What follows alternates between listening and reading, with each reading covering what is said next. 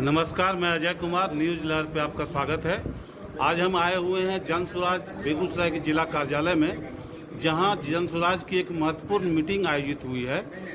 यहां संविधान के मसौदे पर बेगूसराय प्रखंड के समस्त संस्थापक सदस्यों के साथ संविधान सभा के जो सदस्य नियुक्त हुए हैं, निर्वाचित हुए हैं, वो उन बिंदुओं पे विस्तार से विमर्श करने वाले हैं। इसी कड़ी में हमारे बीच उपस्थित हैं डॉक्टर संजय कुमार, जो शहर के जाने माने चिकित्सक हैं, और हमारे साथ उपस्थित हैं श्री गालिब शाहीन साहब। ये भी जो है जन स्वराज के संस्थापक सदस्य हैं और काफ़ी बढ़ चढ़कर इन्होंने जन स्वराज को मजबूत बनाने का काम किया है। फिलहाल संविधान समिति के सदस्य होने के नाते हम सबसे पहले गालिब शाहीन साहब से जानना चाहेंगे कि आज की मीटिंग का उद्देश्य क्या था और इस पे आज क्या चर्चा हुई। आज की मीटिंग का मूल उद्देश्य ये है कि जन स्वराज जो 2 तारीख को जो घोषणा होगी पार्टी का, उसका संविधान क्या होगा, उसका विधि विधान क्या होगा, उसी पर चर्चा था कि ये जो बनेगा ये किसी व्यक्ति के ऊपर नहीं बल्कि आम जनमानस से लिया जाएगा और तमाम लोगों के मशवरे से बनेगा। और मशवरा में जो नियम आएगा, जो हम लोगों से मशवरा लेंगे, उसी नियम के तहत हम लोग संविधान के निर्माण के लिए अपना जो जनता ने जो मशवरा दिया उसको आगे बढ़ाएंगे। डॉक्टर संजय कुमार जी, आप भी संविधान सभा के सदस्य हैं और मैंने भी सुना है आपकी चर्चा को।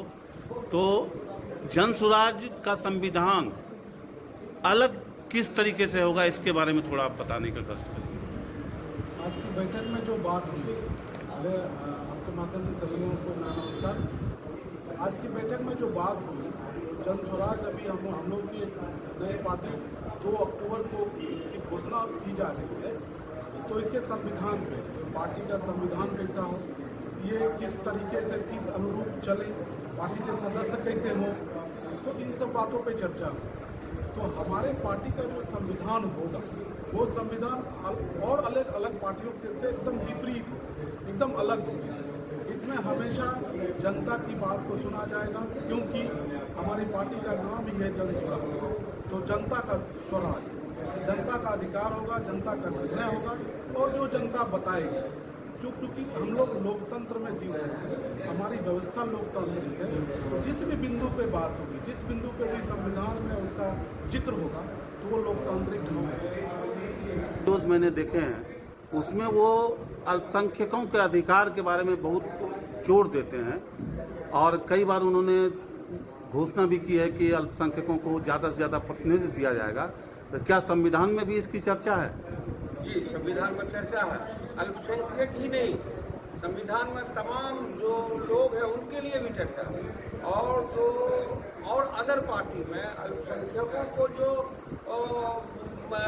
उससे जो इस्तेमाल किया जाता था, यहाँ इस्तेमाल होने की बात नहीं, यहाँ उसको अधिकार मिलने की बात है।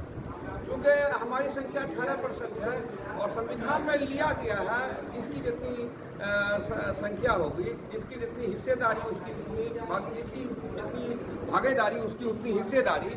तो अल्पसंख्यक के साथ साथ सभी दलित, कुचले समाज के नीचे स्तर से गिरे हुए लोग, सभी का अधिकार है। जिनकी जितना हिस्सा होगी उसको उतना भागीदारी मिलेगी।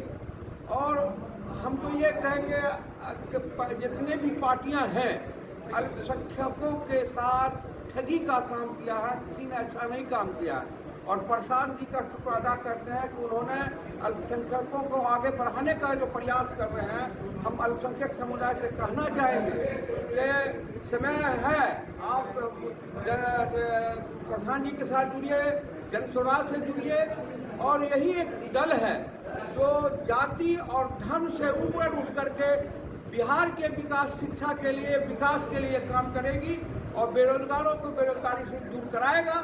यही एक पार्टी है और जितनी पार्टियां हैं वो सिर्फ वोट लेना जानती है। डॉक्टर साहब, संविधान में दलितों के लिए पहले से ही आरक्षण की व्यवस्था है, लेकिन जन स्वराज जैसा कहता है कि जिसकी जिसकी हिस्सेदारी, भागीदारी उतनी उसकी हिस्सेदारी। तो क्या जन स्वराज आरक्षित सीटों के अलावा भी कुछ काबिल दलितों को सामान्य सीटों से लड़ाने की कोशिश करेगा? इस मुद्दे पे मैं ये बात करूंगा, ये तो सत्य है ये संविधान में मोटे अक्षरों में, हमारे पार्टी के संविधान में मोटे अक्षरों में अंकित मैं करवाने जा रहा हूँ।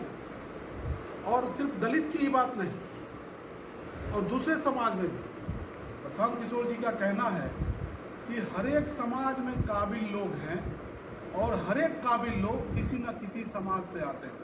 तो ये तो उनकी हिस्सेदारी होनी ही चाहिए, उनका होना ही चाहिए। तो ऐसा नहीं कि अगर दलित हैं और काबिल हैं तो वो अनारक्षित सीट, अनरिजर्व सीट से भी चुनाव लड़ने की काबिलियत रखते हैं, उनको वो मौका दिया जाएगा। प्रशांत किशोर जी की यही सोच है। और मैं, चूँकि जनस्वराज में जो जनस्वराज की जो बात है, सही लोग, सही सोच और सामूहिक प्रयास, तो यही बात है। सही लोग हैं, सही सोच है और सामूहिक प्रयास है।